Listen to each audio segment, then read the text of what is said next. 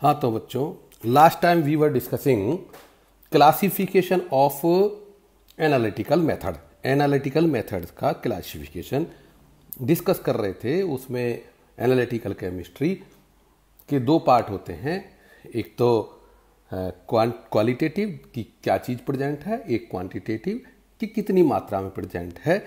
तो इसके जो दो मेथड और फर्दर डिवाइडेड किए गए कि एक तो क्लासिकल मेथड और एक इंस्ट्रूमेंटल मेथड जो कि मॉडर्न मेथड है।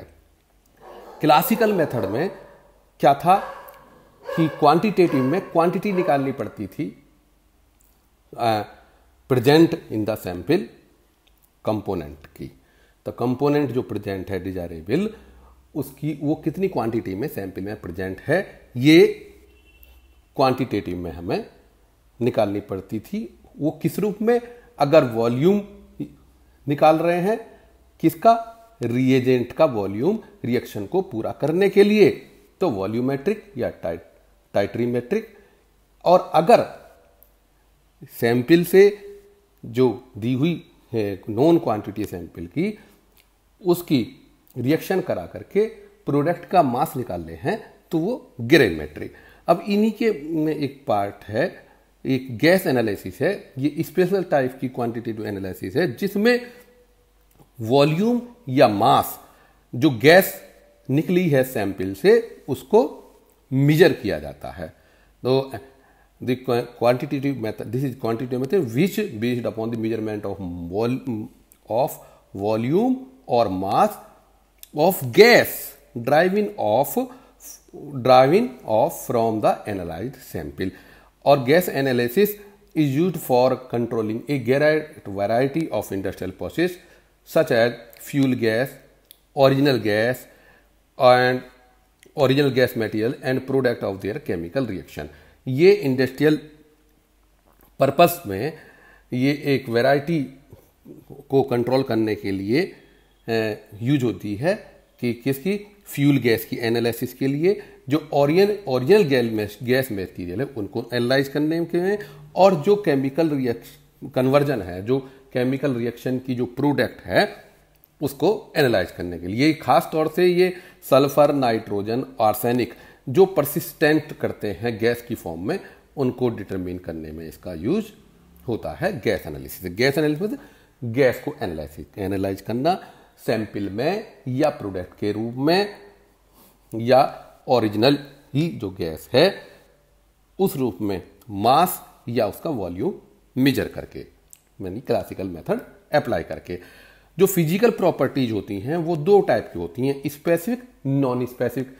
स्पेसिफिक जिनको हम डायरेक्ट मेजर कर रहे थे, जैसे टेम्परेचर, वॉल्यूम, है ना, तो ये डायरेक्ट नाप लेते हैं, तो इनको स्पेसिफिक कहते हैं। और नॉन स्पेसिफिक जिनको हम डायरेक्ट नहीं निकाल सकते, जैसे गैस के लिए PV = RT होता है। तो अगर हमें प्रेशर पता है, टेम्परेचर, वॉल्यूम पता है, तो टेम्परेचर को हम निकाल लेते हैं। तो ये नॉन स्पेसिफिक होगी। तो जो डायरेक्ट निकाल लेते हैं उसको स्पेसिफिक कहते हैं फिजिकल प्रॉपर्टी को, जो दूसरों की हेल्प से निकालते हैं उसे नॉन स्पेसिफिक कहते हैं। और जो ये क्लासिफिकेशन है based upon the size of the sample, size of the sample के लिए और जो है इसे क्लासिफाइड कर दिया जाएगा कि एक होती है मैक्रो एनालिसिस। अगर मोर देन 0.01 ग्राम है सैंपल तो वो मैक्रो एनालिसिस होगी। ठीक है, अगर सैंपल का साइज, सैंपल की अमाउंट 0.1 ग्राम है तो वो मैक्रो एनालिसिस होगी।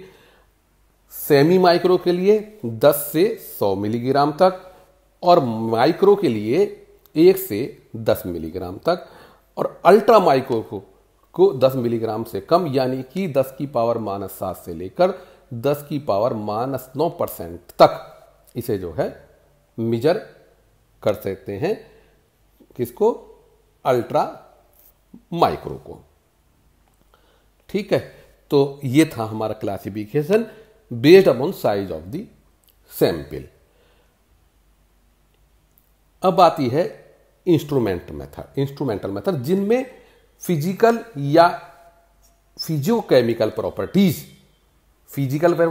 जैसे प्रेशर, टेम्परेचर, वॉल्यूम है, सरफेस टेंशन है, ये फिजिकल प्रॉपर्टीज या फिजिको-केमिकल प्रॉपर्टीज यानी कि जो केमिकल रिएक्शन के साथ साथ जिनकी वैल्यू बदलती है, जैसे कंडक्टिविटी या पोटेंशियल, जैसे जैसे रिएक्शन चेंज होती है वो प्रॉपर्टी, कंडक्टिविटी बदलती है, पोटेंशियल बदलता है, या कहेंगे हम ऑप्टिकल डेंसिटी चेंज होती है। तो ये फिजिको केमिकल और फिजिकल प्रॉपर्टीज ये इंस्ट्रूमेंट की हेल्प से मेजर की जाती हैं। तो इसलिए इंस्ट्रूमेंटल मेथड का जो स्कोप है वो बढ़ जाता है। ये इसमें मेन बात ये होती है कि केमिकल सेपरेशन को अवॉइड करके और एक्यूरेटली रिजल्ट को निकाल लिया जाता है। जो सैंपल है उसमें से जो कंपोनेंट है डिजायर्ड, उसको हम बिना अलग करे ही उसकी मात्रा जो है निकाल लेते हैं। तो टाइम सेविंग फीचर्स जो है वो इम्पोर्टेंट है। तो जितनी भी रिसर्च है वो एक्यूरेसी और स्पीड के लिए हो रही है। जैसे कि हम बात करते थे बीम बैलेंस यूज करते थे, तो कभी सुई इधर जा रही है उसकी पॉइंटर यानी कि निडल बीम बैलेंस की, कभी उधर जा रही है। लेकिन अब क्या है, इलेक्ट्रॉनिक में जो है प्लेटफॉर्म पर रखते हैं तो तुरंत डिजिट के रूप में हमारा रीडिंग आ जाती है। यहाँ तक कि मॉल में देखा होगा कि वो क्या नाम, प्लेटफॉर्म पर रखते एक फैक्टर मल्टीप्लाई करके वो बिल ही निकल आता है। हालांकि जो इंस्ट्रूमेंटल मेथड है वो क्लासिकल मेथड पर बेस्ड है कि क्लासिकल मेथड में क्या होता है, क्वांटिटी मेजर करते हैं ग्राम, मास या वॉल्यूम के रूप में। तो वो क्या है, ये इस क्लासिकल एनालिसिस को इंस्ट्रूमेंट यूज करके जो है डन किया जाता है। तो जितना हमारा classical method, classical analysis accurate होगी, उतनी हमारी इंस्ट्रूमेंट की एक्यूरेसी होगी, या हम कहेंगे क्लासिकल मेथड का further improvement is the accuracy of instrumental method of analysis.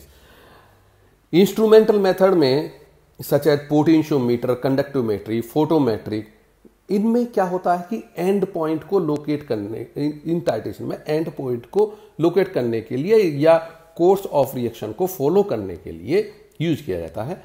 कि जैसे हम बात करते हैं कि कंडक्टिविटी टाइटेशन में इधर कंडक्टिविटी है और इधर ये NaOH हम मिला रहे हैं, राइट को NaOH बढ़ रहा है, ऊपर को कंडक्टिविटी बढ़ गया है। HCl का टाइटेशन कर रहे हैं NaOH से। तो क्या कहते हैं, पहले हम HCl लेते हैं मेजर्ड वैल्यू, तो H आयन की वजह से उसकी कंडक्टिविटी मेजर वो मैक्सिमम होती है।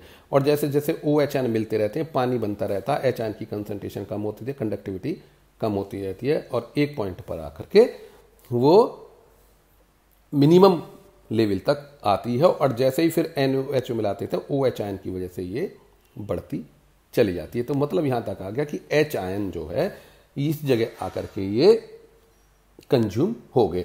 This is the end point. तो जो ये टाइटेशन है ये एंड पॉइंट को लोकेट करने के लिए या रिएक्शन को फॉलो करने के लिए, कोर्स को फॉलो करने के लिए जो है इंस्ट्रूमेंटल टेक्निक को यूज किया जाता है। टाइटेशन मेथड में कुछ नहीं होता, जो होता है वैसे ही होता है कि वो जो बीकर में, कॉनिकल फ्लास्क में या हम बीकर में जो है HCl लेते हैं, ऊपर से ब्यूरेट से जो है NaOH मिलाते रहते हैं, ये टाइटेशन होता है। तो इसमें एंड पॉइंट का क्या पता है, सडन चेंज जो आता है वो फिजिकल प्रॉपर्टी में यानी कंडक्टिविटी में, वो एंड पॉइंट को इंडिकेट करता है। तो यू एक सब्स्टिट्यूट होता है इंडिकेटर का, इंस्ट्रूमेंट जो होता है। हाँ, इंडिकेटर की जरूरत नहीं पड़ती है। अच्छा जी, तो अब बात है कि classification of instrumental, types of instrumental analysis. Instrumental analysis कितने प्रकार की होती हैं। Spectral method, electro analytic spectral method, जिनमें जो ऑप्टिकल प्रॉपर्टीज है वो इन कंपोनेंट ऑफ इंटरेस्ट के साथ साथ बदलती है। इलेक्ट्रोकेमिकल, इलेक्ट्रो एनालिटिकल, जिसमें इलेक्ट्रिकल प्रॉपर्टीज जो है एनालिसिस की जाती है, वो इलेक्ट्रिकल प्रॉपर्टीज वो रिएक्शन के साथ साथ बदलती हैं। थर्मो एनालिटिकल, जिसमें थर्मल प्रॉपर्टीज को एनालाइज किया जाता है, जो थर्मल प्रॉपर्टीज वो रिएक्शन के साथ साथ बदलती है। रेडियो एनालिटिकल, रेडियो प्रॉपर्टी को एनालाइज किया जाता है, जिसमें कि रेडियो एक्टिविटी रिएक्शन के साथ साथ बदलती है। सेपरेशन मेथड, जिनमें फिजिकल और केमिकल प्रॉपर्टीज, फिजिकल प्रॉपर्टीज के बिहाफ पर सेपरेट किया जाता है कि डिस्टिलेशन, फिल्ट्रेशन, स्वीविंग, विनोइंग, इस तरीके से। तो जो पहले बात करते हैं स्पेक्ट्रम मेथड है। एक्सपेक्ट्रम मेथड में जो रेडिएशन किसी भी फॉर्म में यूज किया जाता है या मेजर किया जाता है। स्पेक्ट्रल मेथड में जो रेडिएशन है किसी भी फॉर्म में वो यूज किया जाता है या मेजर किया जाता है ड्यूरिंग एनालिसिस। स्पेक्ट्रल मेथड में जो है इंस्ट्रूमेंट से रेडिएशन का अमाउंट मेजर किया जाता है। किस प्रकार की? कि जो वो एब्जॉर्ब किया हुआ हो सैंपल द्वारा, या सैंपल द्वारा एमिटेड हो, या उसके द्वारा स्कैटर्ड किया गया हो। एब्जॉर्ब या एमिटेड या scattered amount of sample is measured by the instrument.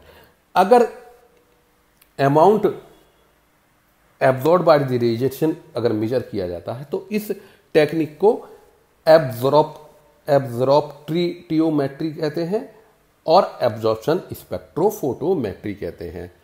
केवल नेचुरली अकरिंग जो रेडियो एक्टिव मटेरियल है वो रेडियो एक्टिविटी के करते हैं, लेकिन जो और सैंपल है other than naturally occurring radio active sample, वो केवल एक एनर्जी बाहर से आउटसाइड सोर्स से एब्जॉर्ब करने के बाद रेडिएशन एब्जॉर्ब करते हैं। अगर ये एब्जॉर्ब एनर्जी इलेक्ट्रोमैग्नेटिक रेडिएशन के एक्सरे, अल्ट्रावायलेट या विजिबल रीजन में, स्पेक्ट्रम के विजिबल रीजन में से एब्जॉर्ब की जाती है एनर्जी, तो वो जो है बाद में इलेक्ट्रोमैग्नेटिक रेडिएशन के रूप में वो निकालते हैं इन द फॉर्म ऑफ इसको फॉर्म को कहते हैं ल्यूमिनेंस, प्रतिदीप्ति के फॉर्म में। या तो वो फ्लोरेसेंस या फॉस्फोरेसेंस, फ्लोरेसेंस तुरंत की तुरंत निकालते हैं या फॉस्फोरेसेंस धीरे धीरे निकालते हैं। तो इंस्ट्रूमेंट से रेडिएशन किसी भी फॉर्म में वो मेजर किया जाता है, उसकी अमाउंट रेडिएशन की एब्जॉर्ब की हुई एमिटेड या स्कैटर्ड सैंपल द्वारा उसको निकाल लिया जाता है। अगर एब्जॉर्ब हो रहे हैं तो एब्जॉर्प्टियोमेट्री या एब्जॉर्प्शन स्पेक्ट्रोफोटोमेट्री। ठीक, तो अगर ये जो है एब्जॉर्प्शन एक्सरे, अल्ट्रावायलेट या विजिबल रीजन में होता है स्पेक्ट्रम के में, तो वो ल्यूमिनेंस की फॉर्म में वो एमिट करता है, या तो तुरंत की तुरंत फ्लोरोसेंस या धीरे धीरे फॉस्फोरेसेंस के रूप में। तो ये हमारा जो है स्पेक्ट्रल मेथड ये हैं, और इसमें इस प्रकार के atomic absorption, atomic fluorescence and ionisation, flame and atomic emission, ultraviolet absorption, बाइपोलो atomic species, chemiluminescence, electrochemiluminescence, fluorescence या phosphorescence,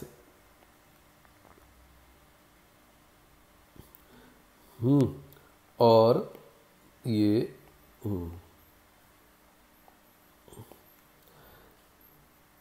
infrared absorption, photoacoustic spectrometry, scattering, refractometry, NMR, nuclear magnetic resonance, ESR, electron spin resonance, X ray method, electron spectroscopy, और ये radio chemical method, thermal method, ये जो physico chemical method हैं ये direct भी हो सकते हैं और इनडायरेक्ट भी होते हैं। डायरेक्ट में जैसे कि सरफेस टेंशन, टेम्परेचर, विस्कोसिटी के फ्लोरोस वो ऑप्टिकल एक्टिविटी, ये सब इस तरीके से निकालते हैं। और एक इनडायरेक्ट होते हैं जिसमें एंड पॉइंट जो है चेंज इन प्रॉपर्टी जो है वो चेंज इन प्रॉपर्टी यूज होती है एंड पॉइंट डिटेक्ट करने के लिए। जैसा कि हमने देखा कंडक्टोमेट्रिक टाइटेशन में कंडक्टिविटी घटती रहती है और एक पॉइंट पर आकर के फिर वो जब जो एनालाइट है पूरी तरह से न्यूट्रलाइज हो जाता है तो वो बढ़ जाती है। तो वो इस तरीके से एंड पॉइंट जो है डिटेक्ट करते हैं किसके द्वारा, चेंज इन प्रॉपर्टीज के, जैसे कंडक्टिविटी चेंज हो रही है। तो वो इनडायरेक्ट मेथड और रिडायरेक्ट में होता है जिसमें सीधा टेम्परेचर निकाला, विस्कोसिटी निकाली, जो भी निकाली। तो फिजिको केमिकल मेथड ये जो है इस प्रकार का जो है 2 डिवीजन होते हैं। ठीक है, नेक्स्ट डे हम लेंगे स्पेक्ट्रोस्कोपी। Thank you.